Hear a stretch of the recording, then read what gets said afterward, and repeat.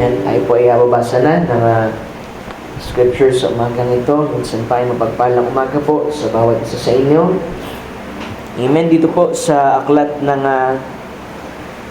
Filipos muli, mga kapatid, Philippians chapter 2. Amen. Tayo ay magpapatuloy, mga kapatid, sa ating pong series. Philippians chapter 2 verses 1 to 5, mga kapatid. Amen. Basahin ko muna sa English. Sabi dito, "If there be therefore any consolation in Christ, if any comfort of love, if any fellowship of the Spirit, if any bowels and mercies, fulfill ye my joy, that ye be like-minded, having the same love, being one accord, of one mind. Let nothing be done through strife or vainglory, but in lowliness of mind let each esteem other better than themselves. Look not every man on his own things, but every man also on the things of others. Let this mind be in you, which was also in Christ Jesus." Sa Tagalog, sabi, kaya nga, kung mayroong anumang kasiglahan kay Kristo, kung mayroong anumang kaaliwan ng pag-ibig, kung mayroong anumang pakikisama ng Espiritu, kung may anumang mahinahong awa at habag, ay lubusin ninyo ang aking katuwaan, upang kayo'y magkaisa ng pag-iisip, magtaglay ng isa ring pag-ibig, na nagkakaisa ng akala at isa lamang pag-isip.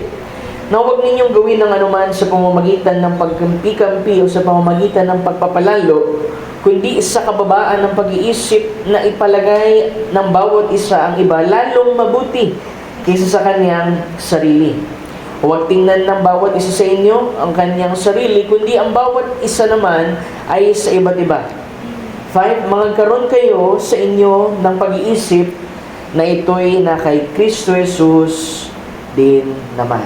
Amen. Salamat sa ating Panginoon. Babasa ko ng isa pang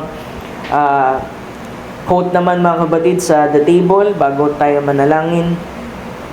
Dito, mga kapatid, sa message ng God Hiding Himself in Simplicity, paragraph 14. Ito yung panahon, mga kapatid, na kanilang binabalikan yung pagdededicate nila ng church, at sila'y nakapagtayo, mga kapatid, ng isang gusali bilang kanilang panambahan sa ating Panginoon. Sabi dito, ngayon, palagay ko ito'y tungkulin natin na panatilihing maayos ang loob nito. Ang tinutukoy nila yung church building, mga kapatid, sa biyaya ng Diyos, upang maging mapagpasalamat sa Diyos na ito'y hindi lamang maging magandang gusali na pupuntahan natin, ngunit nawa bawat isa na pumapasok doon sa gusali na yon ay makita ang magandang katangian ni Jesucristo sa bawat taong pumapasok. Amen. Nawa ito'y maging banal na dako para sa ating Panginoon, inila ang mga tao, consecrated. Dahil kahit gaano pa kaganda ang pagkakayari, yung building, na pinasasalamatan natin ng lubos, ang kagandahan ng isang iglesia ay ang ugali ng mga tao. Diba? The beauty of the church is the character of the people. At sabi dito, ako'y nagtitiwala na ito'y mananatiling tahanan ng Diyos ng kagandahan. Ang Diyos ay patuloy na magpala sa kanyang banal na mga salita. Mananalangin tayo. Dear Lord Jesus, maraming salamat po, Panginoon, minsan pa sa iyong mga salita. Dinadalangin namin na patuloy ka, Lord, na mahayag sa amin sa umagang ito. Buksan mong mga scripture, Lord, at bigyan mo kami, Panginoon, ng pagkaunawa. Kami matuto, Panginoon, sa iyong mga salita. At anuman, Panginoon, ng dinisenyo mo, Panginoon, sa iyong munting iglesia, ay yun nawa, Lord, ang siyang lumitaw sa amin, na sa aming pinag-aaralan na ito, Lord, na serye, Lord, ay makita namin at kami patuloy na lumago, Panginoon, ayon sa pagkakayari, Panginoon, sa plano mo, Panginoon, sa bawat mananampalataya, Lord. Kung meron man kami, Lord, na kahinaan, kung meron man kami mga pagkukulang, dalangin ko na patawarin mo kami. Tulungan mo kami, Lord, ng lahat ng bagay na ito'y maisantabi at makita namin ng liwanag ng iyong mga salita. Magbigay ito sa amin ng kalakasan at liwanag, nang sa ganun ay makapagpatuloy kami, Panginoon, sa takbuhing ibinigay mo, Panginoon, sa amin pong harapan. We pray na yung banal na Espiritu Santo, Panginoon, ang patuloy na magbigay ng kaaliwan sa amin. At ano man ang mga pangangailangan, ano man ang mga aming expectation, Lord, Ikaw po, O Diyos, ang patuloy na kumatagpo nito, Panginoon. Muli, Lord, kinukomit ko sa iyo ang pangangaral sa iyong dakil at matamis na pangalan, aming Panginoong Yesus. Amen and amen. Malayo na tayo makaupo, mga kapatid. Amen. Thank you, Lord.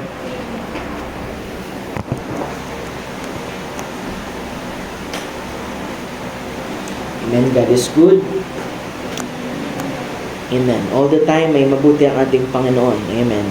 So, this morning, mga kapatid, babalikan natin yung ating pong series. Nawa ay matapos natin ito, mga kapatid, dahil tayo nasa part 2 pa rin. Ito po ay part 2, mga kapatid. Part 2 pa din, pero part 2C. Dahil natapos tayo last Sunday, part 2B, mga kapatid, dun po sa ating pong pinag-aaralan na examining the body. At nandoon pa rin tayo, mga kapatid, sa internal system kung saan hinihimay natin, mga kapatid, yung pong spiritual attitude. Diba? Yung mga kaisipan, mga paniniwala, yung uri, mga kapatid, ng estado ng ating kaisipan ay maibalik, mga kapatid, sa tamang pundasyon. Amen. Dahil naniniwala ko, mga kapatid, kahit gaano kaganda ang pagtuturo, mga kapatid, na ating gagawin, kung yung pinaka-ugat nito, mga kapatid, ay hindi po natin nabibigyan ng pansin, kailangan kasi nating i-reaffirm, mga kapatid, balikan at makita kung ang isang iglesia ba, mga kapatid, ay lumalago sa ating Panginoon. Kasi alam mo, ang isang church, mga kapatid, ay hindi siya dapat manatiling bata, kundi ang iglesia ay dapat ay umaabot, mga kapatid, sa tamang gulang nito, mga kapatid, dahil tayo naghihintay sa pagbabalik ng ating Panginoon at siya'y nag-expect, mga kapatid, na makakita ng isang nobya, di ba? Ang nobya ay tipo ng iglesia na siya'y karapat-dapat, mga kapatid, sa ating Panginoon. Amen. Hindi niya ginawa, mga kapatid, yung pong gawain ng pagtubos sa krus ng Kalbaryo na walang layunin, mga kapatid, kundi ang layunin ito ay pasakdalin ang nobya, mga kapatid, at ito ay maipresenta, mga kapatid, sa ating Panginoong Jesucristo. Amen. So, hindi lamang tayo basta Christian, mga kapatid, na naniniwala sa katubusan, sa paglilinis, sa pagpapatawad, kundi nandoon tayo sa bahagi, mga kapatid, na naaabot na tayo sa kasakdalan. Amen. So, mapapansin niyo kung bakit kinuha ko rin, mga kapatid, yung pong message ng God hiding Himself in simplicity. Dahil itong pinag-aaralan natin ay hindi lamang basta naisipan lamang, kundi, mga kapatid, ay binabalikan natin yung mga bagay na maaring dito tayo maluwag, dito tayo maaring nagkukulang. Amen. Dahil naniniwala ako na ang iglesia, mga kapatid, ay kailangan tumanggap ng isang pangangaral na yun yung kanyang pangangailangan para siya'y lumago, mga kapatid, sa ating Panginoon. So, pinag-uusapan natin yung kaisipan na kagaya ni Kristo. Amen. Diba? Nung siya'y mahayag sa laman, mga kapatid, diba, lagi niyang sinasabi, ang nais niya lamang gawin, mga kapatid, ay kung ano ang kalooban ng Ama. Amen. At naniniwala ko na ganun din ang bawat mananampalataya sa ating Panginoon na ganapin kung ano ang kalooban ng Panginoon sa ating buhay, mga kapatid. Na hindi lamang tayo basta isang church na dumadalo lamang, na naupo lamang, kundi ang bawat bahagi natin, kaloob at gampanin ay ating nagagampanan sa biyaya ng ating Panginoon. At nawa, mga kapatid, ay nag-enjoy kayo at na-appreciate niyo, mga kapatid, ang ilang mga paghihimay natin ito. Dahil dito natin may kita gaano ka-healthy ang isang church. Gaano na ba ang inilakad ng isang iglesia? Ano ba ang mga bahagi, mga kapatid, na dapat ay pagtuunan natin ng pansin kung nais talaga natin, mga kapatid, na lumago sa ating Panginoon. Diba? Kaya, umuulit-ulitin sa inyo, mga kapatid, ito pong mga foundation na ito, at dito, mga kapatid, sa spiritual attitude. So, una, sabi ko nga, yung obedience, yung humility, yung love, yung unity, yung pong service, lalo na binigyan natin last Sunday yung pong service, yung willingness to serve, diba? Na yung dun sa book, mga kapatid, ng Corinthians, yung ginamit na servant, ang ibig sabihin niyan, mga kapatid, sa Greek ay huperetes, na ang ibig sabihin ay under rower, diba? Sa isang malaking barko, merong bahagi yung sa taas, sa gitna, at dun sa ilalim. Ito yung mga servant, pagtitipon na sumasagwan. Amen. Dahil alam mo, kung walang naglilingkod sa loob ng isang church, mga kapatid, hindi siya makakausad. Amen. Kaya nga, nawa tayo sa ating paglilingkod sa ating Panginoon, ang buhay man natin, hindi man tayo umabot ng buhay, mga kapatid, sa pag-agaw, ay masumpungan tayo, mga kapatid, na tapat na lingkod sa ating Panginoon.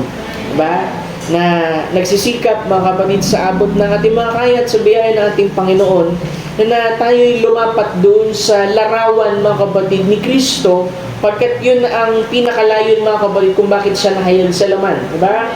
Siya yung panganay sa lahat, mga kapatid, at kailangan yung mga kinupkup, ibig sabihin yung pong tinatawag na adoption, di ba tayo inadapt, mga kapatid, through Jesus Christ, mga kapatid, bilang tagapagmana, at ang bawat isa ay maiposisyon, mga kapatid, ng tama sa pananampalataya at sa ating Panginoon. Amen. So, meron na tayo, mga kapatid, na ilang natapos, yung obedience, humility, love, unity, and service. At I believe sapat yung pagpapaliwanag natin dyan. At marami pang siguro ilang mga sipi sa message na makikita natin patungkol dyan. Gagawa din ako ng separate dyan, mga kapatid. Nawa ay ma-share ko sa inyo. Dahil hanggat maaari, nililimitahan ko, mga kapatid, dahil yung oras. At marami akong gustong sabihin. Kaya maunawaan ninyo na bagamat hindi man ako nagko-quote, pero alam ninyo na galing din yan, mga kapatid, sa mensahe mismo. Dahil alam ko mga message believer na kayo, dapat alam nyo na yan, di ba? Na familiar kayo, mga kapatid, dun sa mga ilang mga CP na yan, mga quotes. At we believe, mga kapatid, na ito'y nakakatulong na higit sa inyo, mga kapatid. So dito sa panganim, dahil 5 na yung nahimay na natin, mga kapatid, actually meron pang 3.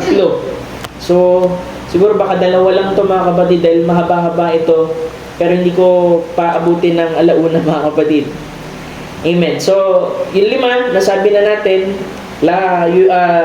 obedience, humility, love, unity, and service. Yung pang-6, mga kapatid, na spiritual attitude na meron dapat ang isang mananampalataya, ang isang church.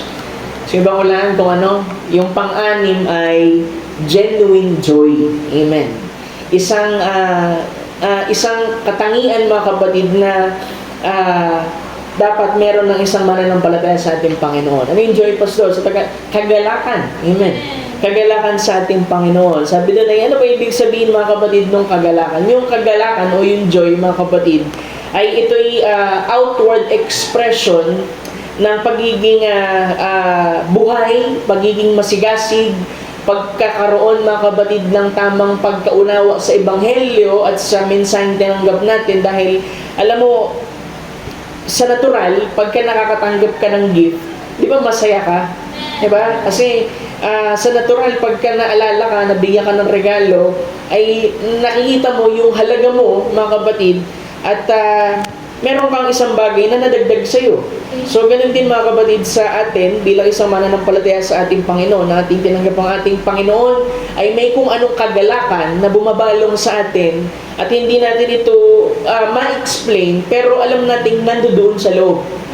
Diba? Yung joy na tinatawag. Sabi doon, yung katangian na ito, mga kapatid, itong uri ng spiritual attitude na ito, ay ito'y pagtugon ng puso, mga kapatid, o ng isang kaluluwa, ng isang pag-iisip, ng isang katawan, o buong pagkatao ng isang tao na meron talagang relasyon sa ating Panginoon. Amen. Diba? Yung tao lamang na merong higit, lubos, at bumabalong na kagalakan sa ating Panginoon, na ito yung mga taong talagang merong totoong relasyon sa ating Panginoon. Kaya nagsisikap tayo, mga kapatid, na ma-express natin yung kagalakan natin, mga kapatid. Lalo na kung tayo yung tuwing naririto, mga kapatid, sa gawain sa ating Panginoon. Sabi nga, alam mong isang mananampalataya, mga kapatid, na mature, na alam ang kanyang ginagawa at kanyang pagkakilala sa ating Panginoon, talagang hindi siya, yung excitement, mga kapatid, siya, sabi dun sa eksaktong quote ay, hindi siya makapaghintay sa kanyang kagalakan na talagang dumalo dun sa gawain. Diba? Na nandun yung kanyang puso dahil alam niya na masusulpungan niya ang ating Panginoon doon at siya'y mapapakain ng salita ng ating Panginoon at higit niyang mas makikilala ang ating Panginoon sa pamamagitan ng pakikinig ng kanyang salita. Amen. Diba? Meron tayo mga kapatid na kaseryosohan sa salita ng ating Panginoon. Diba?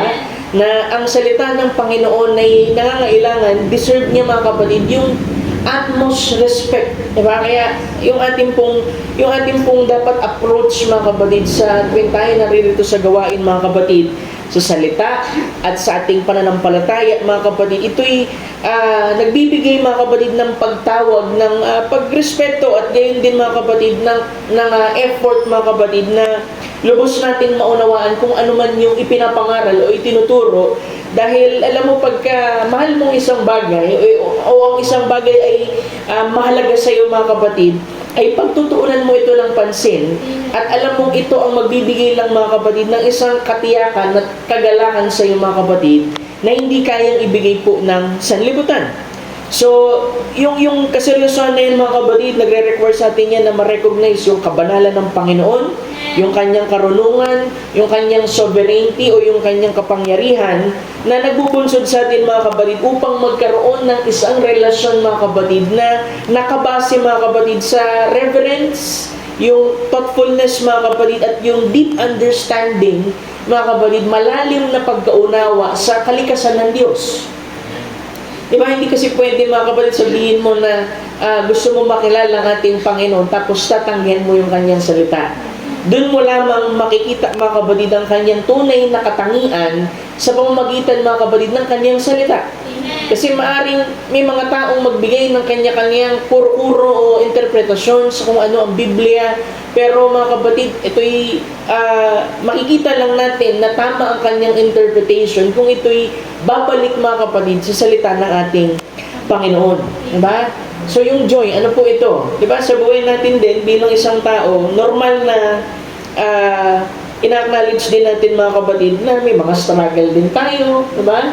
May mga bagay din tayo mga kapatid na dinadaanan, yung bigat ng mga anxiety, kuminsan mga stress, mga pressure, at yung reality mga kapatid na ang tao talaga ay lilipas ang kanyang buhay. So Pastor, asan yung kagalakan doon sa sinasabi mo? Ngayon, itong mga bagay na ito mga kapatid, bagamat naririto ito sa realidad mga kapatid, ay sa kabila ng mga kasakitan o mga struggle na meron tayo mga kapatid, meron pong kagalakan ng isang mananampalataya sa ating Panginoon na tinatawag din mga kapatid na deep soul enthusiasm. Isang malalim na kagalakan doon sa kaloob-looban niya mga kapatid, na sa kabila ng mga bagay na nangyayari sa paligid mga kapatid, ay kaya mo pa rin magkaroon ng kagalakan sa Panginoon. Dahil yung kagalakan na yun mga kapatid ay ito'y nakaugat sa pananampalataya na meron tayo. Diba? Isang bahagi mga kapatid sa ating buhay na nagbibigay sa atin ng kapayapaan, ng assurance, na sa kabila ng mga kahirapan na yan, alam natin mga kapatid, dahil ang Diyos na pinaglilingkuran natin ay sovereign, makapangyarihan sa lahat mga kapatid, everything is under His control. Diba? Sabi nga, hindi natin hawak kung ano ang hinaharap. Pero alam natin, hawak ng Diyos mga kapatid, yung hinaharap. Kaya kung ating ipagkakatiwala sa Kanya mga kapatid ang ating buhay, merong kagalakan sa ating puso na anumang bagay mga kapatid na dumating. Ito man ay sa anyo mga kapatid ng hindi magandang sirkumstansya o ito man ay maganda, walang kinalaman mga kapatid yung kagalakan mo doon. Dahil yung kagalakan mo ay hindi nakabase mga kapatid sa mga sirkumstansya, kundi nakabase lamang ito mga kapatid sa ating Panginoon at sa Kanyang salita. Amen. Diba kaya alam mo, iniisip nila, diba, ang dami mo ng problema, ba't nagagawa mo pa rin maging masaya? Kasi alam mong ang Diyos ay makamangyarihan. Alam mong siya'y sovereign mga kapatid. Kaya niyang pihitin mga kapatid ang isang sirkumstansya mula sa pangit na sirkumstansya hanggang sa ito'y pinakamaluwalhati. Diba? Kaya alam mo mga kapatid, yung kagalakan na yun mga kapatid sa isang mananampalataya ay isang ebidensya lamang mga kapatid na meron talagang Diyos mga kapatid sa ibabaw ng mundong ito. Diba? Na ang lahat ay magiging maluwalhati kahit anong mangyari. Diba?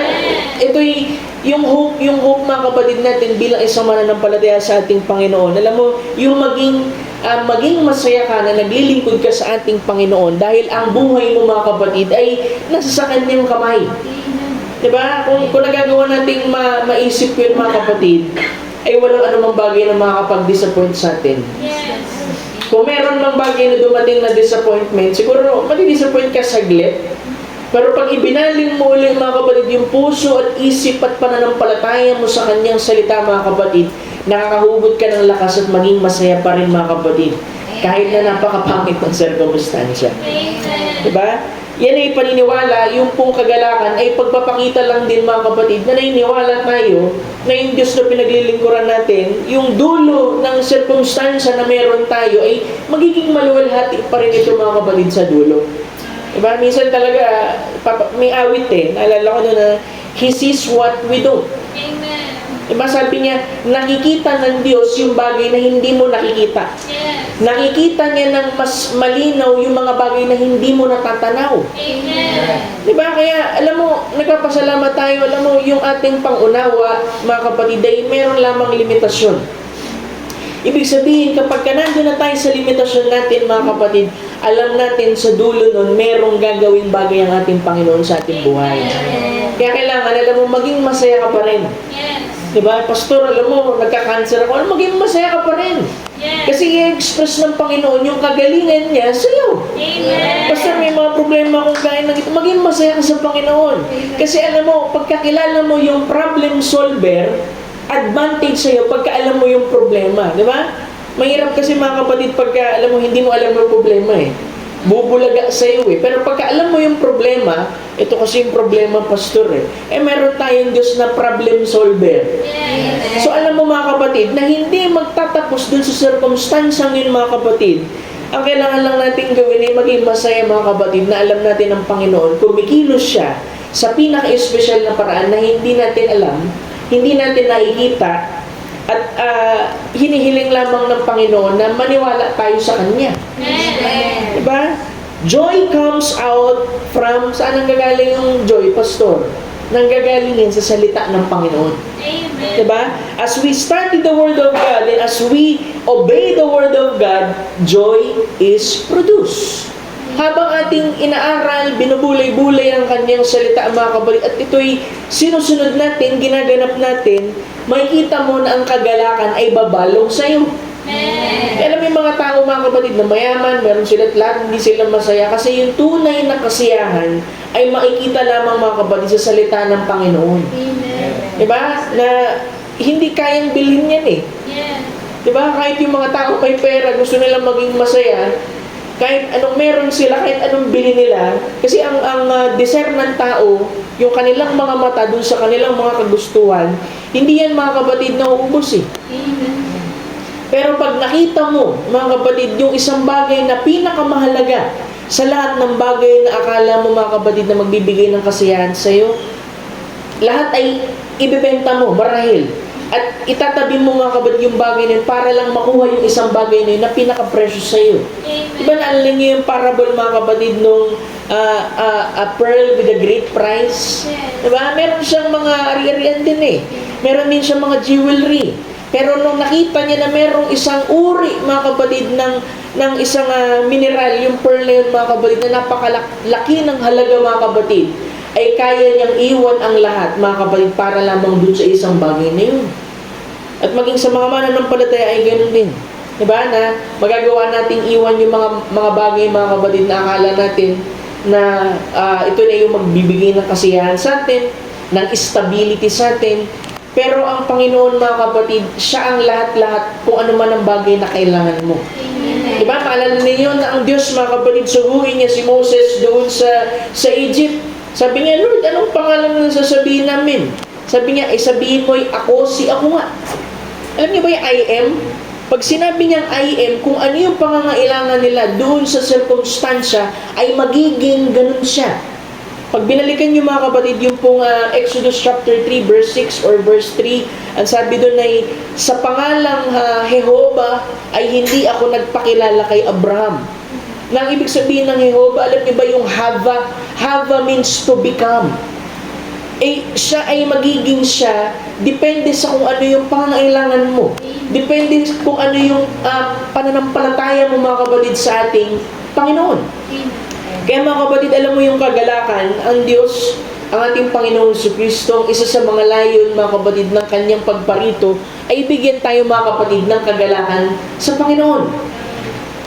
John chapter 15, verse 11, mga kapatid, sabi dito, John chapter 15, verse 11, sabi dito, mga kapatid, sumusulat si John, "These things I have spoken unto you, that my joy might remain in you, and that your joy might be full."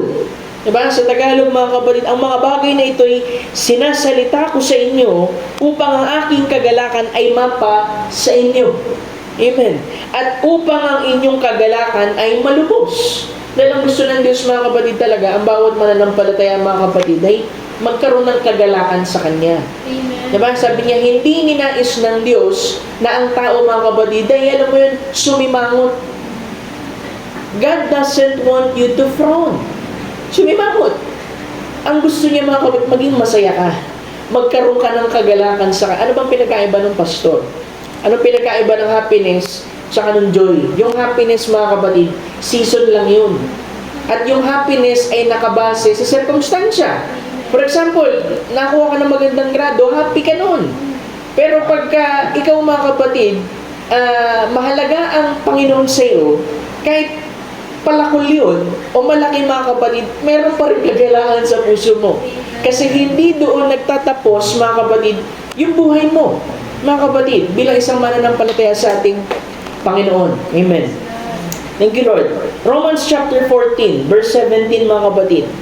Sabi doon, ano pa yung kagalakan? "For the kingdom of God is not meat and drink, but righteousness and peace and joy in the Holy Ghost." Diba? Ang sabi doon ay, sapagkat ang kaharian ng Diyos ay hindi pagkain at pag-inom, kundi ang katuwiran at kapayapaan at ang kagalakan sa Espiritu Santo. Diba? Yung kingdom, gusto nating ma-establish yan, mga kapatid.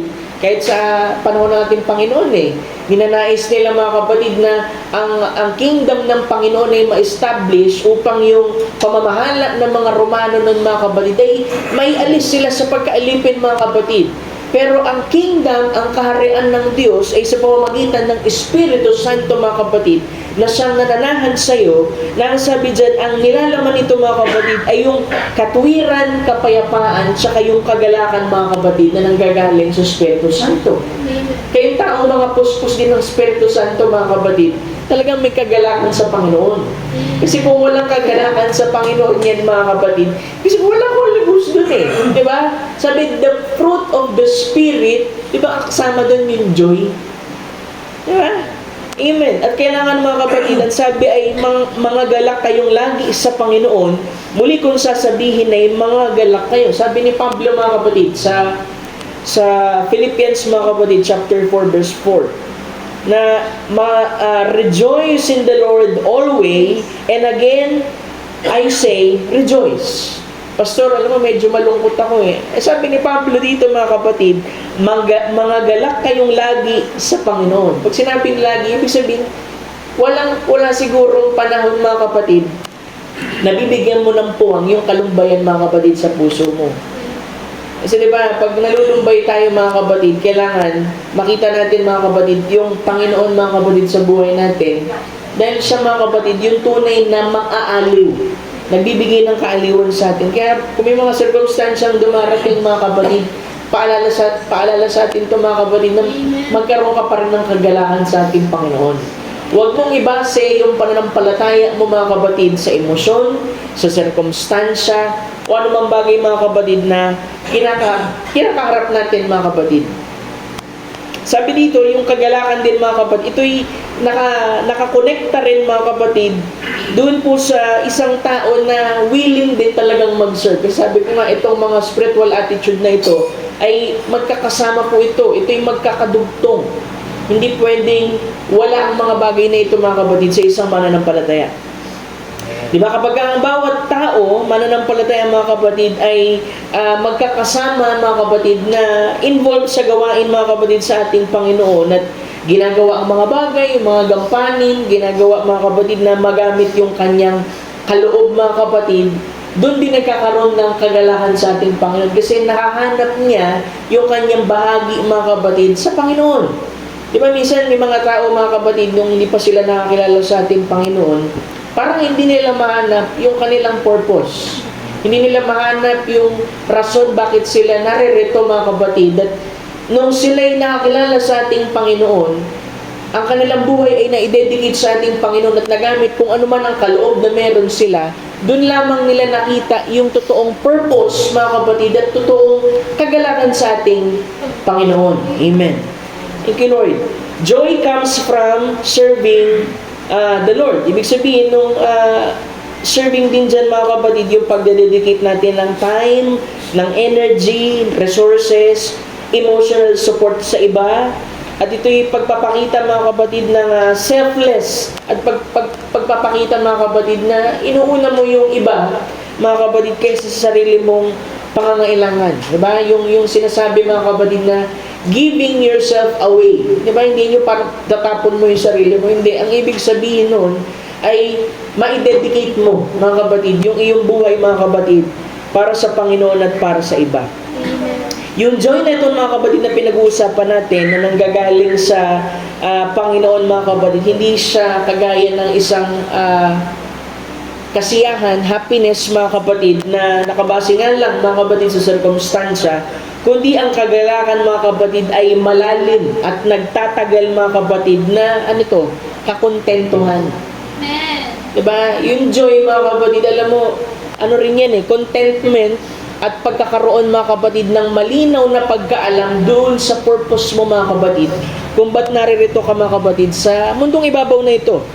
It's the satisfaction of knowing you've made a positive difference in someone's life. Diba? Sabi ko, mahalaga yung paglilingkod yung magawa mong ma-serve kung ano man yung kaloob na meron ka at ito yung magbubunsod mga kapatid ng isang positibo mga kapatid na bagay doon sa buhay ng isang tao. Sabi ko nga, yung kaloob ng isang tao, mga kapatid, ay ibinigay yan ng Panginoon para ipaglingkod para sa iba. Kaya minsan, inisip natin, binigyan ako ng gift, pero parang para sa akin, pastor, parang hindi siya blessing, pero para sa iba, mga kapatid, ay blessing ito, pagkat ganoon dinisenyo ng Panginoon, mga kapatid, yung ating buhay na maibigay para sa iba. Diba, sabi ko nga sa inyo, eternity is living for others, mga kapatid. At doon mga kapatid, nakakahugot tayo ng kagalakan kasi yung magawa mong mapagaan, yung kabigatan na dala ng isang tao mga kapatid ay napakalaking bagay niyan mga kapatid. Diba? Makita mo, yung isang tao mga kapatid na down, pero nung nakausap mo, nung naka-fellowship mo mga kapatid ay nabigyan mo siya ng pag-asa. Nabigyan mo siya ng isang bagay mga kapatid na hindi kayang alisin sa kanya mga kapatid ng anumang circumstansya. Sabi dito, it's the people who throw their lives away, o ibig sabihin dedication, that are filled with joy. Ang totoo mga kapatid na nakakaranas mga kapatid ng kagalakan, ay ito rin yung mga tao mga kapatid na nagagawang i-dedicate ang kanilang buhay mga kapatid sa iba at para sa ating Panginoon. And we want a church that is filled with joy. Diba? Pagka umawit tayo sa ating Panginoon, paano ba tayo umawit? Diba sabihin, kung ang awit mga kapatid ay Fill My Way with Love. Diba? Joyful yun Pagka ganito ka umawit, Fill my way every day. Joyful ba yun? Diba that? Fill my way every day with love. Diba dapat makita mga kapatid yung kagalakan sa atin. Diba? Doon sa pag-awit pa lang dapat mga kapatid, alam mo, ang isang tao ay may kakayahang mag-create ng atmosphere. Kaya kung ang bawat isa sa atin mga kapatid, mayroong tamang kaisipan patungkol sa kagalakan mga kapatid, yung buong atmosfera mga kapatid ay magiging joyful din mga kapatid. Sipin mo, isang MC, di ba? Sabihin niya, awit tayo ng masaya sa ating Panginoon, tapos meron siyang dala-dala sa puso niya. Alam mo bang mararamdaman yun ng tao? Diba? Kasi ang bawat tao, meron silang kakayahan na mag-create mga kapatid ng atmosphere sa ating Panginoon. Kaya kailangan mga kapatid, itong katangian na ito mga kapatid ay maging malinaw sa atin. Diba? For example, pupunta tayo sa loob ng isang church mga kapatid, di ba? Meron tayong pinagdaraanan at lahat. Pero ibigay mo pa rin yung best mga kapatid na awit mo sa ating Panginoon, best na praises sa ating Panginoon, best na testimony sa ating Panginoon. Dahil mga kapatid, hindi mo ibabase yung iyong kagalakan mga kapatid sa mga circumstansya sa labas. Di ba? Amen. I mean, sabi dito ay yung joy na yun mga kapatid ay pagpapakita rin ng excitement, 'di ba? Alam niyo, wag niyong hayaan na merong kukuha ng kagalakan niyo sa ating Panginoon. 'Di ba? Tao, circumstansya, o anumang bagay mga kapatid, you must fight to maintain your joy. Amen. Diba? Minsan lalo kasi yung joy, pastor, kailangan makibaka ka. Diba? Makikita mo lang mga kapatid itong kagalakan, babalik ka sa salita ng ating Panginoon. Kasi nararamdaman ko, pastor, alam mo nga, sabi ko sa inyo, yung pakiramdam, sinungaling yan. Diba? Minsan, Monday to Saturday, parang hindi maganda yung pakiramdam mo. Pero bakit nung nandun ka sa gawain mga kapatid, ay parang nakalimutan mo kung ano yung bagay na kinalulumbay mo. Kasi nga mga kapatid, tayo mismo mga kapatid ay apektado kung minsan mga kapatid dun sa atmosphere na nakikreate ng ibang tao o tayo mismo nakikreate nito. Sipin mo, sumama ka sa mga tao mga kapatid na merong mga masisiyahin mga kapatid na puso. Magiging masiyahin ka rin. Yes. Pumunta ka dun sa mga tao mga kapatid na laging depressed, laging may mga disappointment, puro murmuring. Alam mo, lalabas na nagmumurmur ka na rin after ng ilang minuto mga kapatid na bumabad ka sa kanila.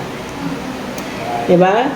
Tapos sabihin natin, alam mo kasi, kaya nahihirapan ako, pastor, na panatilihin yung kagalakan. Kasi alam mo, dami kong pagsubok, pastor. Dami kong problema, pastor. Alam mo, pagka merong problema, mga kapatid, tingnan natin kung ano yung kayang gawin ng Panginoon, huwag yung circumstansya. Amen. Kasi yung circumstansya, ganun na siya eh. Wala ka nang magagawa doon. Pero kung babaguhin mo yung kaisipan mo, mga kapatid, na merong magagawa ang Panginoon, mga kapatid, merong mangyayari kung ano man, na hindi mo nakikita, mga kapatid, pero ang Diyos ay kumikilos sa espesyal na paraan, mga kapatid. Diba? Sabihin natin, alam mo, ganito yung problema, malaking problema. Sabihin dapat natin, tingnan natin kung hindi kayang resolbahan ng Panginoon at kung ano magagawa natin. Pero napaka-imposible nun. Kasi bawat suliranin, mga kapatid, lagi meron niyang kasagutan. Hindi pwedeng magpahintulot ang Panginoon ng isang suliranin sa ating buhay na walang solusyon. Amen. Lalo pa pag mananampalataya ka sa ating Panginoon. Alam mo ba, ang isang mananampalataya ay hindi pwedeng atras abante. Kailangan ay laging pasulong. Di ba? Naalala niyo yung message mga kapatid ng Why Christ Speak? Isa lamang ang mensahe ng Espiritu Santo mga kapatid ay salitain mo ang salita mga kapatid ng Panginoon at sumuong ka. Dahil mga kapatid, ang Panginoon ang backup natin sa mga bagay na yan. Amen. Diba? Sabi dito, kailangan mga kapatid, makapag-develop tayo mga kapatid sa ating puso ng ganitong uri ng ugali, kaisipan mga kapatid, na kahit merong malaking problemang dumating mga kapatid, na sabihin natin na makita natin yung problema na narito, alam mo ba pag nalaman mo yung problema, alam mo bang mas ahead ka dun? Kasi alam mo na yung problema eh. Mahirap mga kapatid, ang totoong trouble pag hindi mo alam yung problema. Pero pag alam mo na yung problema mga kapatid, at kilala mo ang ating Panginoon bilang isang problem solver, alam mo mga kapatid na merong gagawing maluwalhati ang Panginoon sa dulo nito at magbibigay din niya ng lubos na kagalakan sa iyo. Minsan sinusubok tayo, di ba? Doon sa mga bagay na kahit nasabi mo, minsan mga maliliit na bagay eh. Minsan doon pa nga tayo nagkakaroon ng problema eh. Konting bagay mga kapatid ay nawawala yung ating kagalakan, nawawala tayo sa mood. Di ba? Ako kung i-consider ko mga kapatid yung aking kahinaan, minsan nakikita ko sarili ko mga kapatid, umiiksi yung aking temper. Di ba? Kasi tao nga eh, naapektuhan ka ng mga bagay mga kapatid. Pero dapat talaga mga kapatid, ma-overcome natin na makita na ang Panginoon ay meron siyang paraan kung paano siya gagawa sa ating buhay. At hindi natin magagawang mahatak mga kapatid yung kanyang kapangyarihan kung tayo mismo mga kapatid ay mali yung ating kaisipan. Diba? Kailan mong nasabi mga kapatid na masaya ka sa Panginoon? O kaya may kagalakan ka sa ating Panginoon? Ang sabi ng Scripture, rejoice always in the Lord. Amen. Diba? Kahit gaano mga kapatid, kahirap yung mga circumstansya at lahat mga kapatid. Kasi kung meron kang joy sa puso mga kapatid, ibig sabihin lamang yan, talagang secured ka rin sa ating Panginoon. Diba, nung una, nagpapasimula ka, lagi kang apektado sa mga bagay. Pero habang nagmamature ka mga kapatid, hindi na kayang tanggalin ng mga circumstansya mga kapatid, yung pong kagalakan na nanggagaling sa ating Panginoon. Minsan susubukin ka, i-disappoint ka mga kapatid sa pamamagitan ng tao o mga bagay mga kapatid. Pero, nasa sayo ang decision mga kapatid kung ikaw ay magkakaroon ng kagalakan sa Panginoon o hindi. Kasi kung minsan mga kapatid, sabi dito, ay pwede mong mawala yung joy eh. Diba? Pagka sabi mo, isang tao nagkamali mga kapatid, hindi yung salvation ang nawawala, kundi yung kagalakan mo sa ating Panginoon. Bakit? Kasi nawawala yung confidence mo eh, dun sa Christian walk mo eh. At ang sabi dito, you can lose your joy sa paanong paraan din. Kapag tinitingnan mo mga kapatid, for example, nasa isang maganda kang tanawin, sa isang magandang meadow, ibig sabihin, parang, tapos ang nakikita mo, yung mali, mawawala talaga yung joy mo doon. Pupunta ka sa isang church, mga kapatid, tapos hanapin mo yung mali, hanapin mo yung bagay na hindi aprobado sa iyo mga kapatid, mawawala yung joy mo. Diba? Kaya pagka nasa church tayo mga kapatid, kailangan yung kaisipan na gaya ng kay Kristo mga kapatid, nung siya'y nahayag dito mga kapatid, ay gayon dinawa mga kapatid sa atin. Now sabi dito, you can live a life that way. It's a choice. Diba? Nasa sa'yo talaga mga kapatid yung pagpili. It's a choice you make. And you have to choose to be joyful, happy, enthusiastic, to be excited about what God's doing. Diba? Paano pastor pag ganito? May mga tao talaga na pinipilit talaga yung patience ko na mapatid talaga. Choice mo pa rin yan. Diba? Kung kakayaan mo sila mga kapatid, nakunin yung kagalakan mo sa ating Panginoon. Pero you must fight for that joy mga kapatid. I don't care what you tell me, you're going to affect that if, sabi dito ay, yung kagalakan mo mga kapatid o yung strength mga kapatid, di man sabi ng awit, the joy of the Lord is my strength. Diba? Yun ang kalakasan mo eh. Because I believe the Bible commands us to rejoice in the Lord always, and again, I say, rejoice. Diba? Tayo ang nag-create ng ating atmosphere. Diba?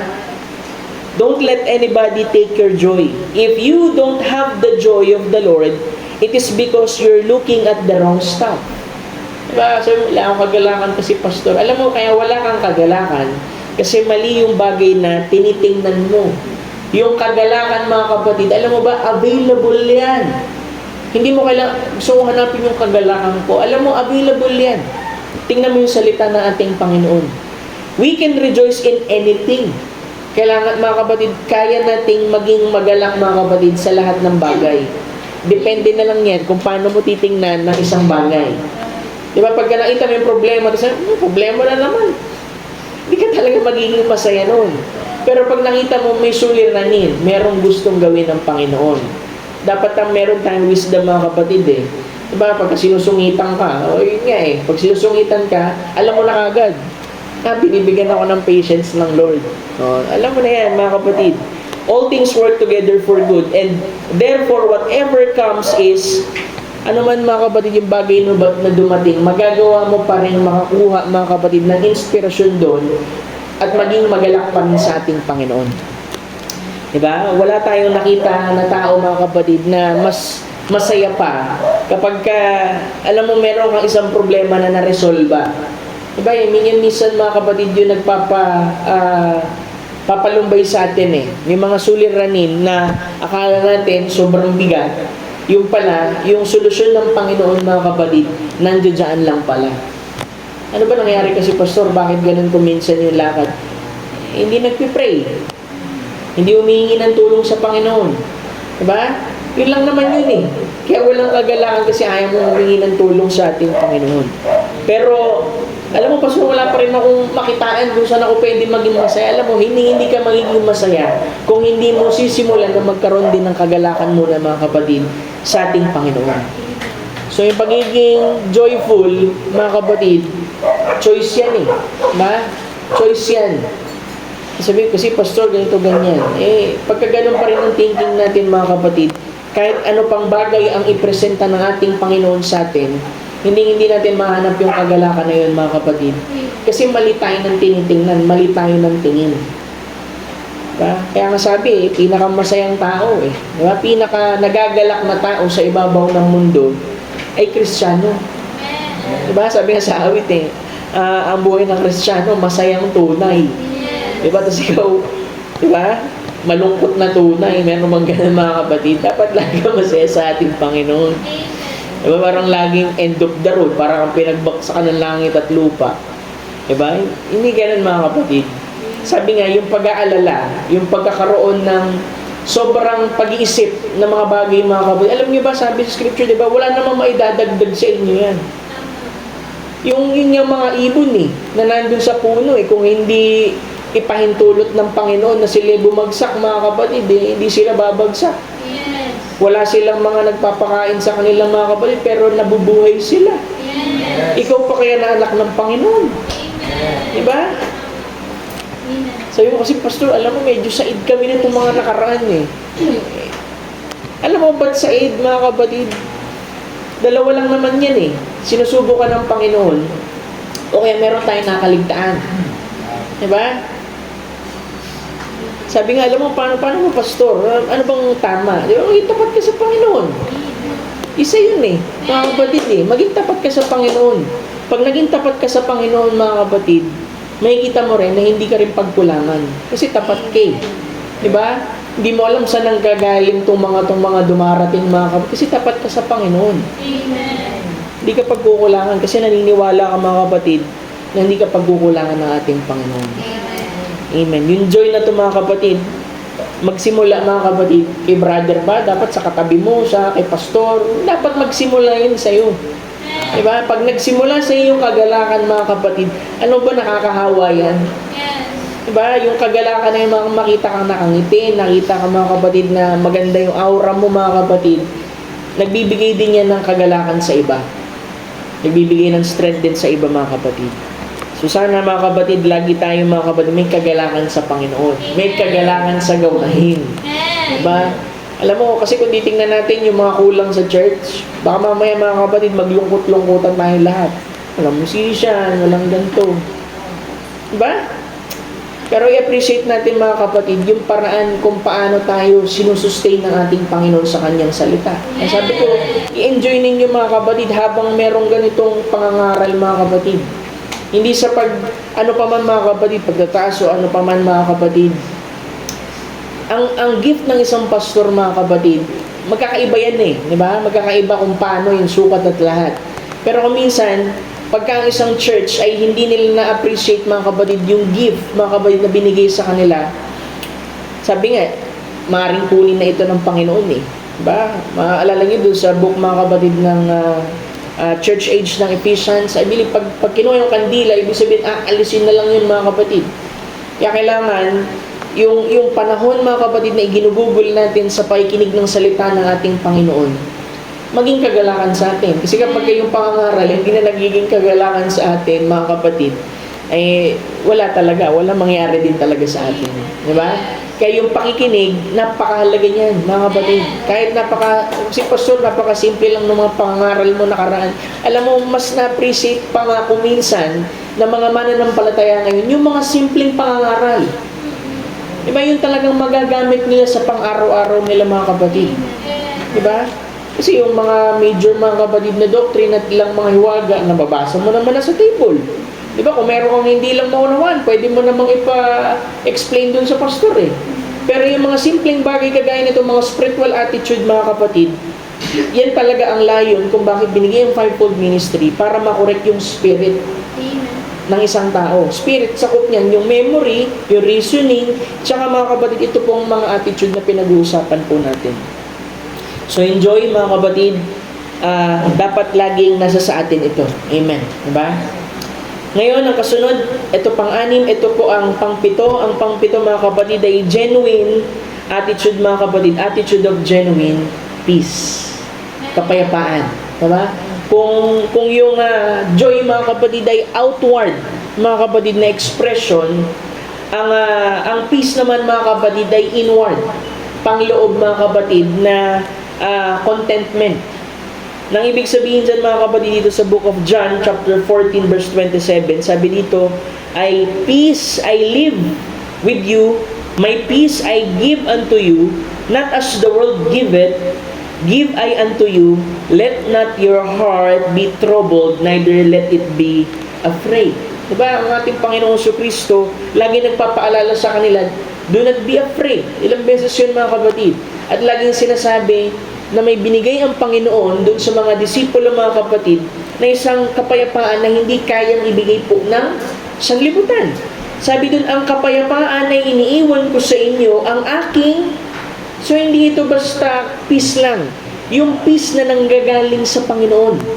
Sabi, ang aking kapayapaan ay ibinibigay ko sa inyo, hindi gaya ng ibinibigay ng sanlibutan. Ano yung sinasabi na peace ng sanlibutan? Pag may gera, di ba lagi gusto nila peace? Pero sabi dito mga kapatid, ang kapayapaan, sabi niya, ang aking kapayapaan ay binibigay ko sa inyo, hindi gaya ng ibinibigay ng sanlibutan. Kasi yung sanlibutan, temporary lang yun.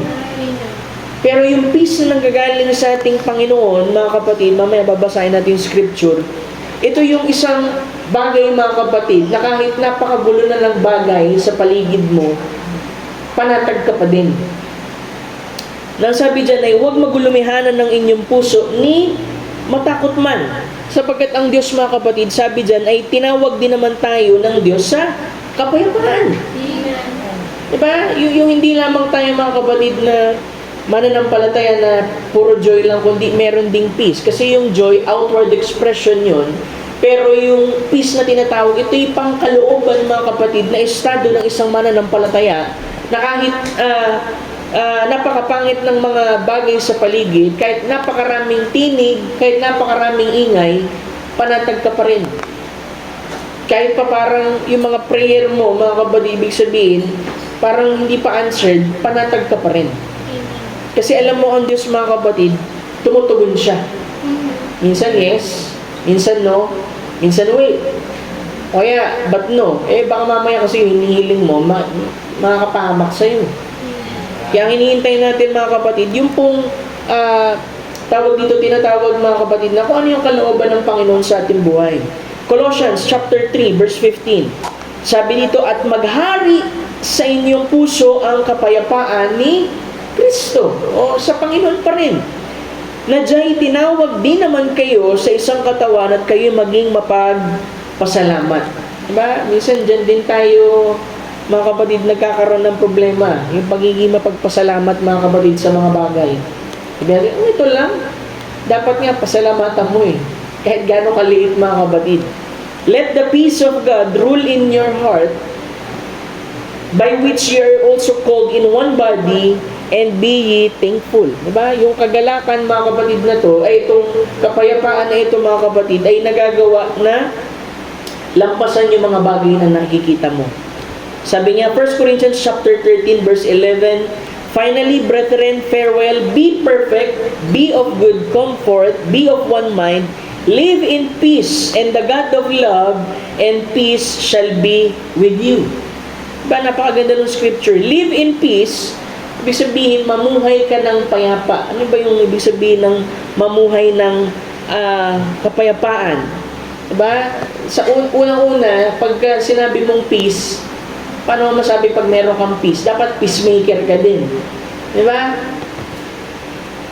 Sabihin mo, may peace ka. Tapos ikaw yung promotor, mga kapatid, ng problema.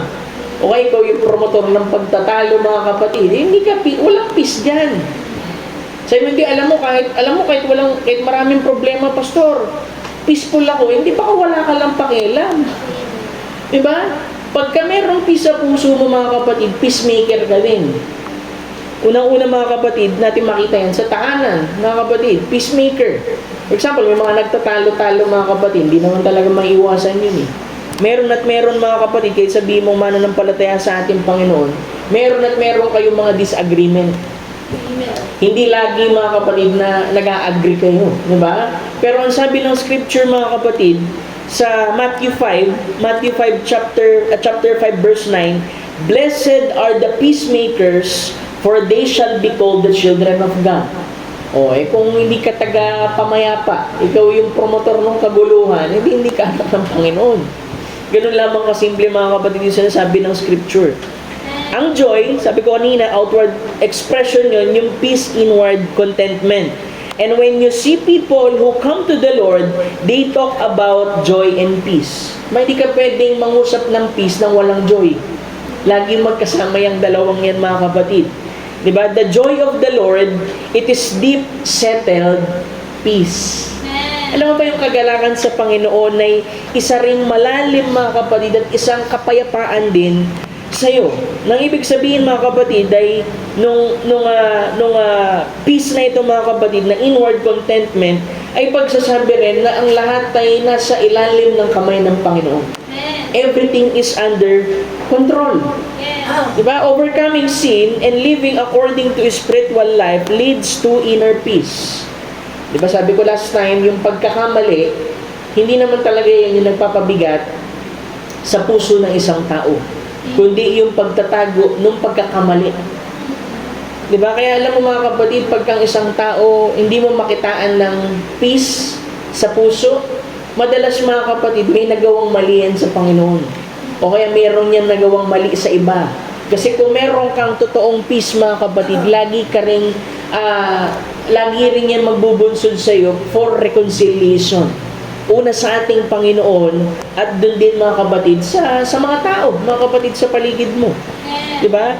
We should never allow anyone to take our peace. Diba? Yung peace din kasi mga kapatid, amen. Alam mo, minsan gusto ng tao alisin sa atin yan eh. Diba? Aasarin ka, gagawin ka ng mga bagay na hindi tama, pero nasa sayo pa rin mga kapatid kung hahayaan mong kunin niya yung kapayapaan mo. Paano yun, pastor? Kapag pinatulan mo, diba? Kung alam mo iinis ka lang, kung alam mo naman na gawa ng kaaway yan, huwag mong patulan mga kapatid. Diba? Gagawin mo kasi minsan, pastor, kasi nadala din ako eh. Pinatulan mo. Sabi nga, peacemaker dapat yung Christian, hindi troublemaker. Diba? Sabi mo, di, may peace ako, kaya ganito ako katapang. Hindi, wala kang peace, kaya ganyan ako katapang, mga kapatid. Dapat, mga kapatid, ikaw mismo yung nagpapasimuno, mga kapatid, ng kapayapaan.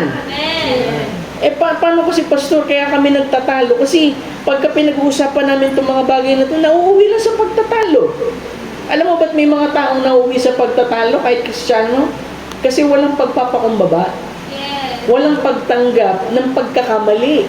Pero kung ang bawat isa, pareho mga kapatid, dalawang tao ay tumatanggap ng pagkakamali at pagkukulang mga kapatid, magkakaroon ng kapayapaan. Diba? Pag kasi merong diskurso, meron pong disagreement, dapat ang ginagawa natin para magawa natin yung pagiging peacemaker, tayo ay makinig.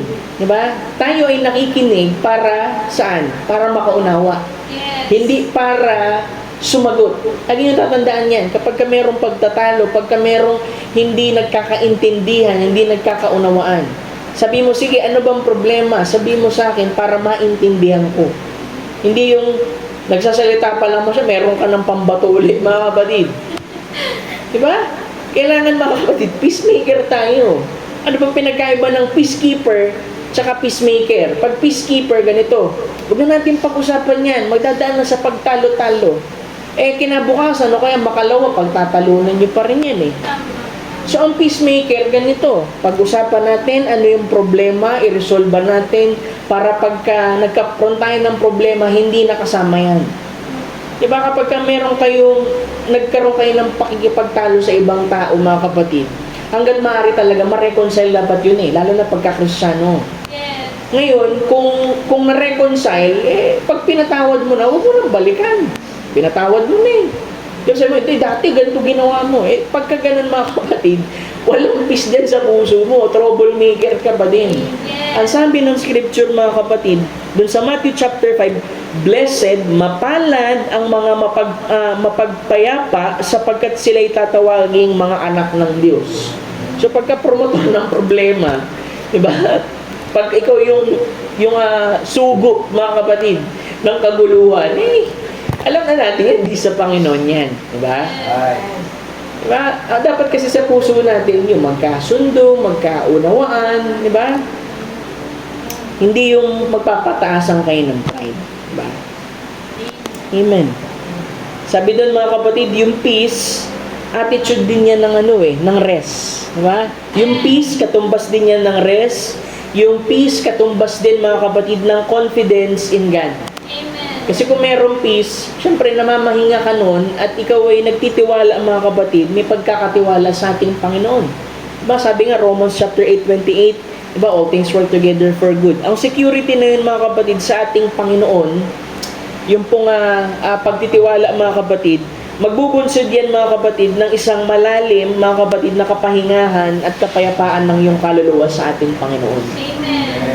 Bye. Alam mo kasi, Pastor, daming problema parang walang peace eh. Alam mo mga kapatid, may nag-drawing. Ano para sa kanya yung peace? Yung isa, mga kapatid, nag-drawing siya, isang bukid na napakaganda. Yun daw yung peace para sa kanya. Yung isa naman, nag-drawing, nagkakabayo siya, merong mga magandang tanawin, yun yung peace sa kanya. Merong iba yung peace, gusto nila magbakasyon sila, 1 month, walang trabaho. Diba? Marami tayong kaisipan kung ano yung kapayapaan para sa atin eh. Pero alam mo yung totoong kapayapaan mga kapatid, merong nag-drawing. Nag-drawing siya ng puno, merong pugad, merong ibon doon na umaawit sa gitna ng bagyo. Yun ang totoong kapayapaan. Na kahit bagyo yung nandun sa paligid mga kapatid, payapa yung puso mo. Amen. Yun ang totoong peace na nanggagaling sa ating Panginoon. Amen. Attitude ng rest, attitude mga kapatid, ng confidence sa ating Panginoon. Diba? Sabi ng scripture, Philippians chapter 4, verse 6 to 8. Kapit na ako magtapos mga kapatid. Sabi dito, Philippians chapter 4, verse 6 to 8, be careful for nothing. Sa ibang translation, do not be anxious. Ibig sabihin, yung anxious, galing dun sa word na anxiety. Diba? Sabi dun ay, be careful for nothing, but in everything, by prayer and supplication, with thanksgiving, let your requests be made known unto God. So ito pala yung pamamaraan. Na huwag daw mga balisa sa anumang bagay, ba? Minsan kasi masyado tayo nag-aalala eh. Alam mo ba pag nag-aalala, merong spiritual amnesia. Diba? Yung sobrang pag-aalala, diba? Alam niyo yan, 3 bagay. Huwag kayong mga balisa sa anumang bagay. Pastor, natural naman eh. Sa tao, minsan maapektuhan tayo. Oo, minsan magugulat ka, pero kailangan mong bumalik sa salita ng ating Panginoon. Kundi sa lahat ng bagay, ito pala yung dapat gawin. Huwag mga balisa, na kundi sa lahat ng bagay sa pamamagitan ng panalangin at pagdaing ng may pasasalamat, hindi pagdaing ng pag-murmur, kasi magkaiba yung daing na may pasasalamat at daing na may pag-murmur eh. Yung pag-murmur kasi nagko-complain ka nun. Diba? Sa pamamagitan daw ng panalangin at daing na may pasasalamat, ay ipakilala ninyo ang inyong mga kahilingan sa Diyos. Amen. Kasi kapag ma-attitude ka, diba? Paano ka didinggin ng Panginoon? Yes. Sabi mo, Lord, ganito, ganyan. O, paano ka didinggin? Sabi, panalangin at daing na may pasasalamat. Salamat. Diba? Kaya siguro hindi dinidinig ni Lord kasi wala kang pasasalamat eh. Demanding ka na humihingi sa ating Panginoon, tapos, sabi mo, gumawa ko naman lahat to, Lord. Naglingkod naman ako, ganyan.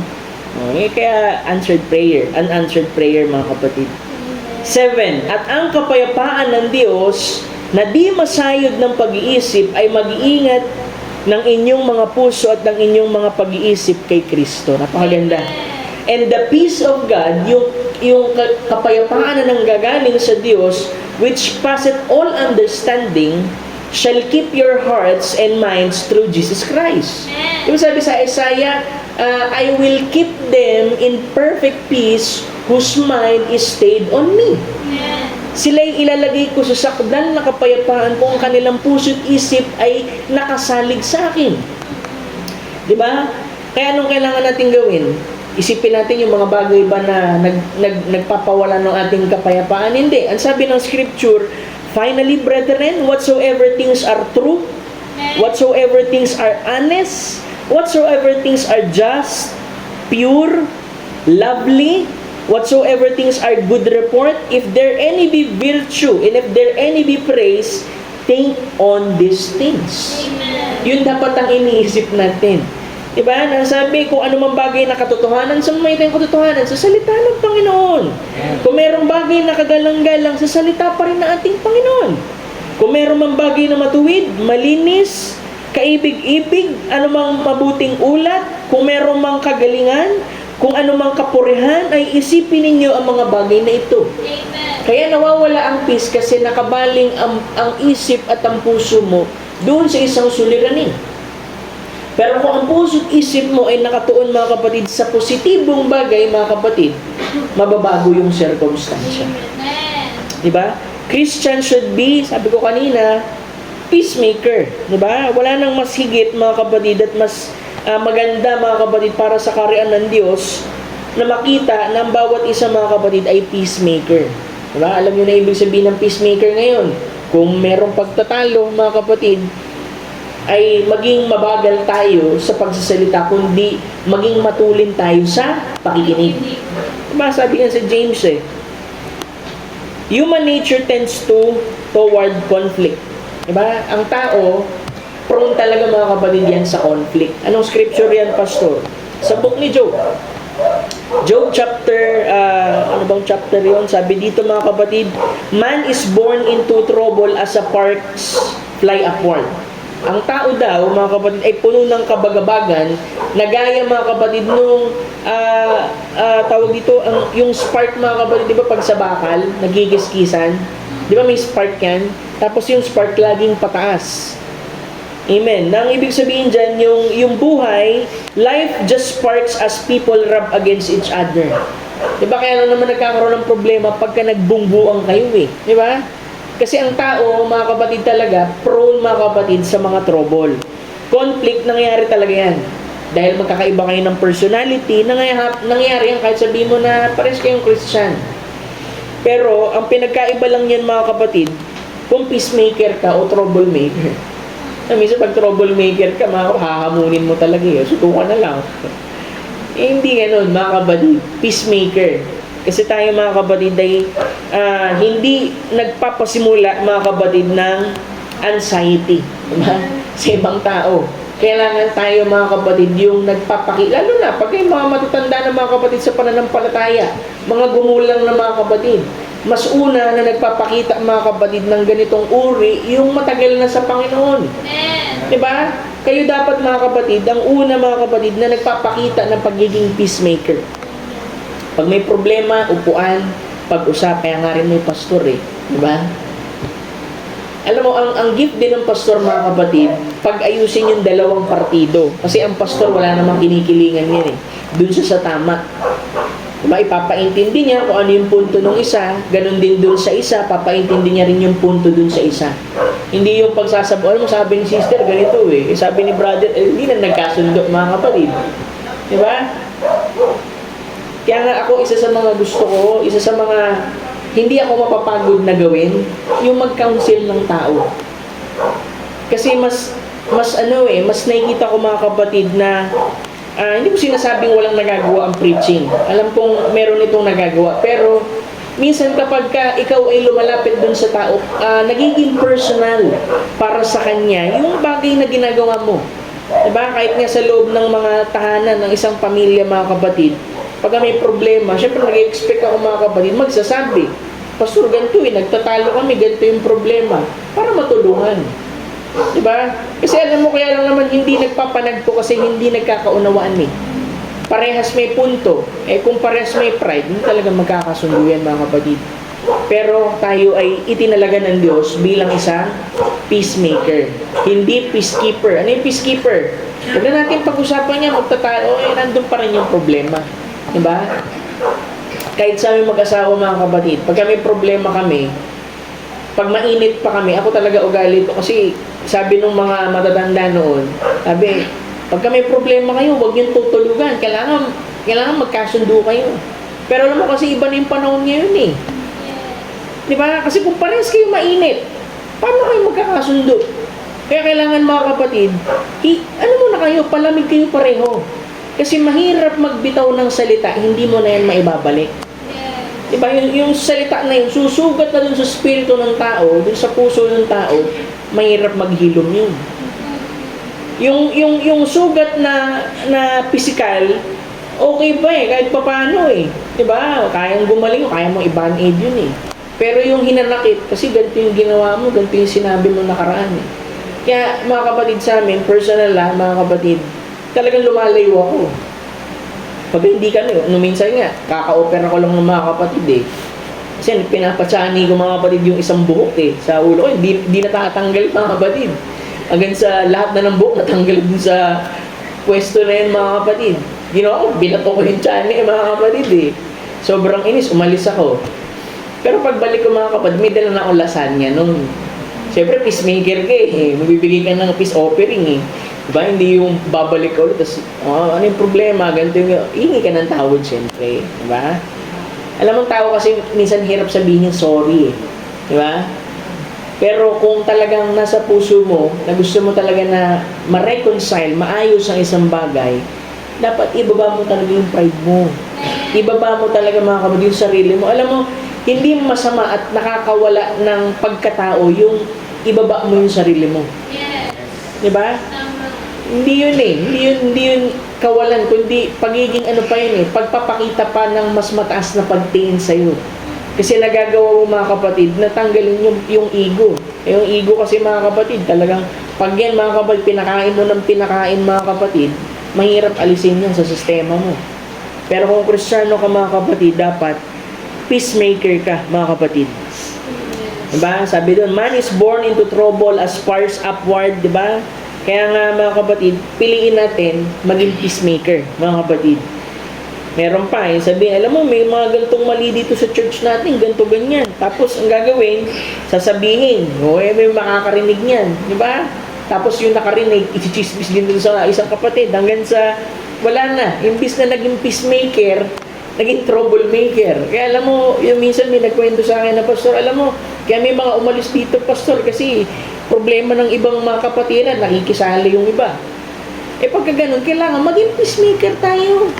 Hindi yung gagatong pa tayo dun mga kapatid. Pinanganak ka ba? Pinagli ka ba sa gatong, mga kapatid? Kailangan peacemaker tayo mga kapatid, di ba? Instead of somebody along the line being a peacemaker, we have this sort of piling up of people who rather than making peace, made trouble. Di ba? Imbis na maging peacemaker, naging troublemaker pa. Dinagdagan pa mga kapatid. Sometimes, guilty tayo dyan. Kasi minsan na-influence, sabi kasi, oo nga eh. Di ba? Pagka ganun mga kapatid, minsan pag-pray na lang natin. Pagka talagang ganun ang gawi mga kapatid. Tapos hayaan mong magbigay ang Lord ng inspiration dun sa pastor. Kasi minsan, tayo rin, nahihiya din tayo sabihin dun sa tao eh. Diba? Kaya kailangan mga kapatid, i-ano natin yan, isuko natin sa ating Panginoon. Don't take sides over here and against this person over here. Try to find what's good about this person. Di ba? Hindi yung sabi ng message sa atin. Kung wala kang makitang, o kung wala kang sasabihin maganda dun sa tao, keep your mouth shut. Pangalawa mga kapatid, kung hindi mo siya kayang i-correct ng direct, ipag-pray mo. Di ba? At lagi mong titingnan kung ano yung mabuti sa kanya. Kasi baka mamaya, yung isang pangit sa kanya, 100 sa'yo. Sa atin lang, dami na nakikitang mali sa ating buhay eh. Di ba? Eliminate the things that are bad on the basis of what you can see that's right about that thing. Develop a proper relationship and be a peacemaker. Start in your own family. Una, mag-start talaga yan sa family. Eh, di ba, alam nyo na. Kasi, pastor, alam mo, kung pwede ko lang isumbong sa'yo eh. Diba? Ito yung lagi kasi na konting bagay lang, nagsasabi na kagad ng ganito. Kailangan peacemaker. Kaya yung ating pananalita, mga kapatid, sabi nga, kailangan season it with salt. Yung ating mga sinasabi, kasi magbibigay ng influence sa iba. So, dalawa lang yan. Mabuti ba yung influence ng sasabihin mo o hindi? So, kailangan pag-isipan natin. Kahit gaano ka kagalit, kahit gaano ka, ingatan natin yung salita kasi mahirap bawiin yan mga kapatid. Lalo pa pagka-emosyon, nako mga kapatid. Make peace with those who are in His family. Diba yung mga Kristiyano, ibig sabihin yan. We must be a peacemaker. If we could just understand these things, how simple life can become. Yung mga taong walang joy, mga walang taong peace, mga kapatid, alam mo gagawin nila, kakalad ka rin nila ibang tao para lahat damay-damay na. Usually ganyan. Pero ang isang Kristiyano, mga kapatid, laging ang heart natin ay doon sa reconciliation at magkaroon ng kapayapaan.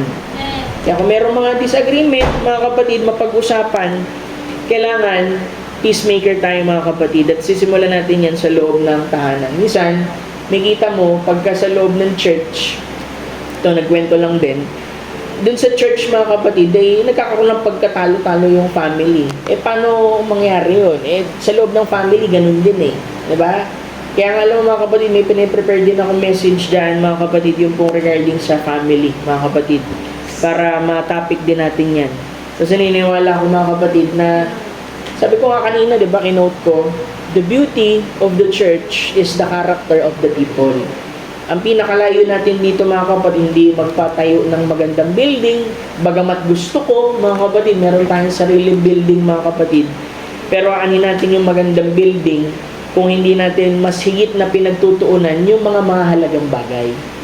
Diba? Kaya sana ma-appreciate ninyo, mga kapatid, na sinisimulan natin muli, mga kapatid, dun sa mga foundation nang sa ganun na maging tama yung ating pag-iisip.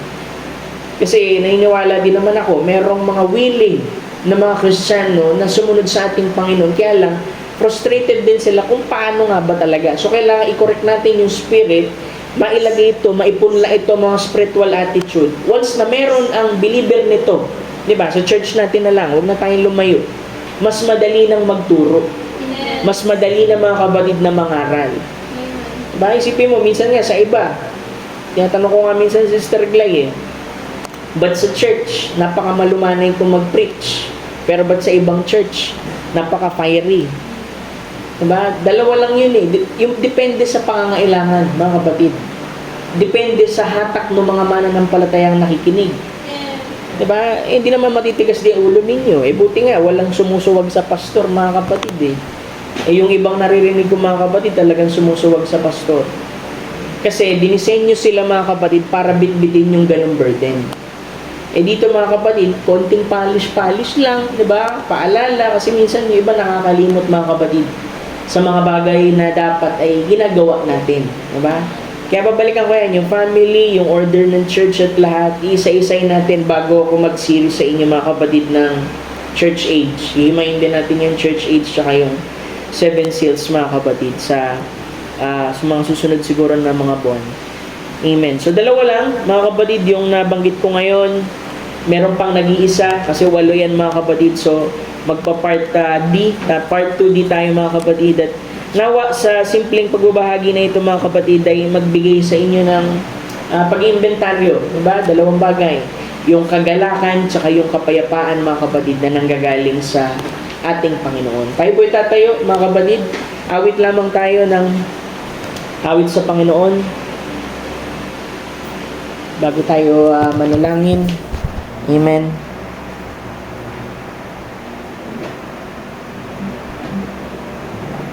Ano yung huli nating awit? Amen. Thank you, Lord. Thank you, Lord.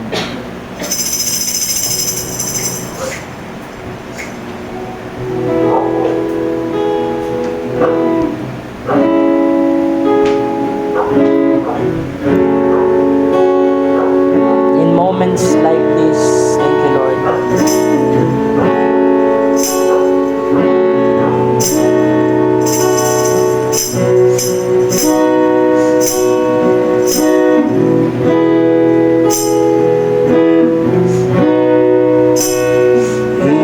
In moments like this, I'll sing out a song. I'll sing out a love song to Jesus.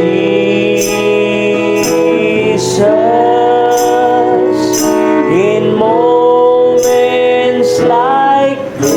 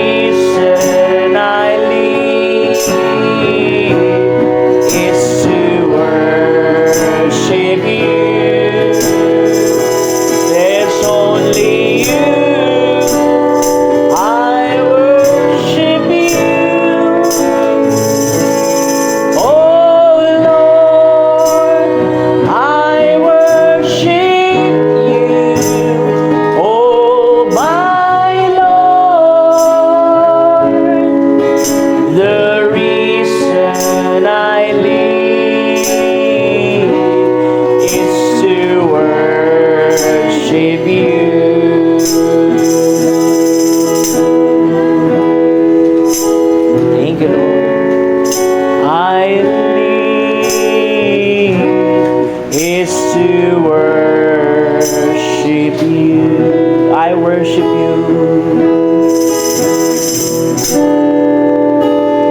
I worship you.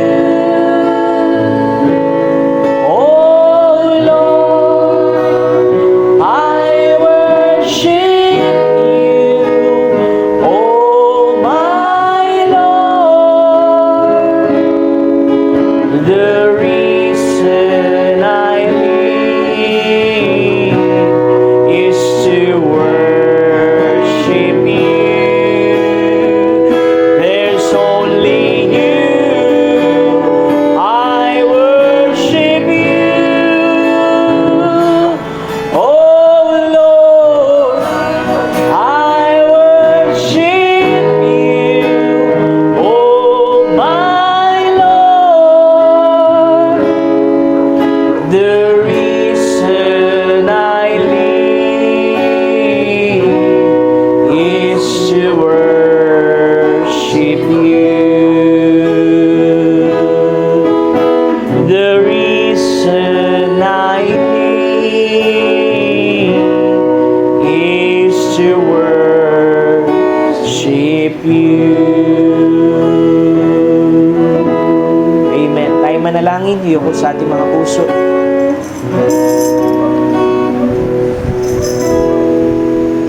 Let's pray. Amang banal na may-ari sa aming buhay, O Diyos na dakila sa lahat, muli Lord, kami nagpapasalamat sa iyo sa tanghaling ito, Panginoon, sa pangaral na ito, Panginoon, na nabunsod sa amin upang kami, Lord, ay muling magsiyasat sa aming mga puso, malaman namin kung anong ibig sabihin, Panginoon, ng kagalakan, ng kapayapaan, Panginoon, na nanggagaling sa iyo, Ama.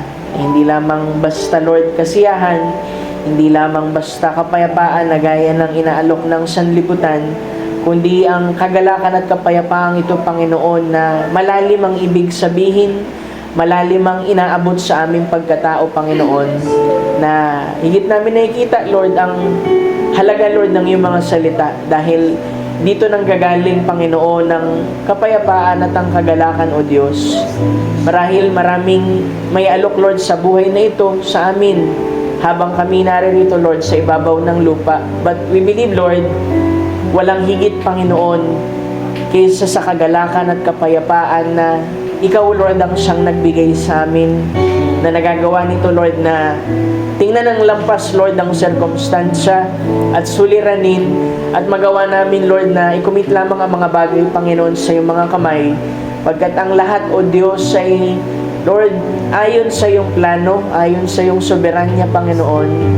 Kaya nagagawa nito, Panginoon, na bigyan kami, Lord, ng pag-asa. Bigyan kami, Lord, ng higit, Lord, na matibay na pananampalataya sa iyo, ng kagalakan at kapayapaan, Panginoon. Isa ito sa mga bagay na inaasam namin pagkat napakagulo, Lord, ng sanlibutan. Napakadilim na nito, Panginoon. Maraming mga bagay, Panginoon, na magpapalungkot sa amin. Maraming bagay, Lord, na nagnanais, Lord, na bagabagin kami. Pero salamat, Lord, dahil merong katotohanan sa iyong mga salita, Lord. Sa ilalim, Panginoon, ng mga pinag-aaralan namin na ito, Lord, serye, Lord, ng examining the body, the spiritual attitude, Lord, na sa lahat, Lord, ng bagay, magawa pa rin naming makuha, na magalak pa rin. Sabi mo, Lord, na ang lahat ng bagay ay pinaglalakip-lakip mo na gumagawa para sa mga nagsisiibig sa iyo. Lord, puspusin mo kami higit pa, Panginoon, ng kagalakan sa iyo. Nang sa ganun, Lord, kang aming paglilingkod ay higit, Lord, na totoo, Panginoon, na tunay sa amin, na hindi kami napipilitan, na hindi kami napapagod, kundi sa panahon na kami ay bumabalik at pumaparito, Panginoon, ay Lord, nakikita namin na ito talaga, Lord, ang linya ng aming buhay. Walang ibang bagay na mas higit kaysa dito. Pagkat dito kami, Lord, nakakasumpong ng kagalakan sa iyo. Bagamat sa labas, Lord, ng apat na sulok na ito ay marahil may maraming mga luha, Lord, ang nailuha. But Lord, salamat, Panginoon, dahil merong kagalakang ipinangako sa amin. Na ang bawat bagay na yan, dumating man sa amin, nagagalak pa rin kami dahil kami naglilingkod, Panginoon, sa iyo. Salamat sa kapayapaan, Panginoon, na kaya, Lord, na lampasan, Panginoon, ang mga bagay na sinusubok sa amin ng kaaway o maging mga sirkumstansya sa aming buhay. Salamat sa pagbibigay, Lord, ng tinig sa amin upang payapain kami, na kami, Lord, ay bigyan ng kaaliwan. Sa panahon, Panginoon, ng pagsubok, nandoon ang kapayapaan. Hindi, Lord, sa mga bagay na maibibilang namin na peace, Panginoon, kapayapaan, na bakasyon, anumang bagay sa mundong ito. Pero Lord, sa gitna ng bagyo ay naglagay ka ng kapayapaan sa aming puso. Kaya salamat, Lord. Dahil ikaw lamang, Lord, ang kayang gumawa nito, Panginoon, na tawagin ang mga bagay na hindi gayon. Yun ay ayon sa pananampalataya, Panginoon. Help us, Lord, to be a peacemaker, Panginoon. Dahil yan ang layon mo, Panginoon, bilang kami ay mga anak mo, O Diyos. Give us wisdom, Lord, na laging may karunungan na tutugon, sasagot at makakaunawa, Panginoon, sa bawat isa. Kung meron man, Lord, sa amin, mga bagay, O Diyos, na hindi magkaunawaan, mga sigalot, dalangin ko, Lord, na bumaba ang iyong Santong Espiritu at mangusap, basagin ng anumang pride, ng anumang ego, Lord, at palitan mo, Lord, ng kapakumbabaan, Panginoon, at pag-ibig, pag-unawa, pagpapakumbaba, O Diyos. Dahil ito lamang, Panginoon, ang bagay na nanggagaling sa iyo, Ama. We pray na ikaw ang patuloy na mangusap sa bawat isa, pagpalain mo ang bawat pamilya, Malbas, Lefranco, Dahes, De La Cruz. Tulungan mo po sila at ang ilang pang mga kapatiran na narito at maging ang mga wala, O Diyos. Abutin mo sila, mga pangangailangan natural at spiritual, kagalingan, pag-iingat, Lord, lalo na sa aming kapatid, Brother Charles, Lord, sa dako ng damam. Di namin siya nakakalimutan sa bawat panalangin dahil ano man ang kalumbayan niya, Lord, ay kalumbayan namin. Kaya kalingain mo siya at aliwin, Panginoon. Wala man kami, Lord, sa tabi niya. Alam kong higit ka na mga aliw, Panginoon, kaysa sa amin. Ano man ang mga panalangin, Lord, ng iyong mga anak, hindi man nila masabi, Lord, ito po'y inilalapit ko sa iyo, Ama, sa iyong pakinig. At sila'y dinggin mo kung sila'y humihingi na may pagpapakumbaba at naayon, Lord, sa iyong mga salita, sa iyong kalooban. Dalangin ko po sa pangalan ng Panginoong Hesus ay dinggin mo po sila, O Diyos. Habang kami, Lord, ay pansamantalang magkahiwalay, ay bitbitnawa namin, Lord, ang kagalakan, kapayapaan, pag-ibig at biyaya, Lord, mula sa iyong mga salita. Purihin ka, O Diyos. Niluluwalhati ka namin at pinupuri sa lahat ng kabutihan mo po, Lord, sa bawat isa. Lord, maraming salamat. Natapos namin ang service at sa iyo namin inaalay, Lord, ang mga buong paglilingkod na ito, O Diyos. Tanggapin mo ang iyong luwalhati, aming papurit pasasalamat. Ito po'y aming binabalik sa iyong dakil at matamis na pangalan, aming Panginoong Hesus. Amen and amen. Glory to God.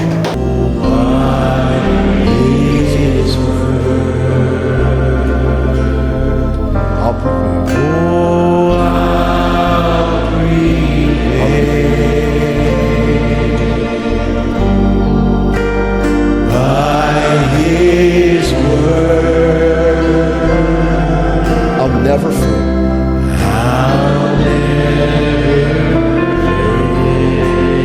By His word, I'll overcome.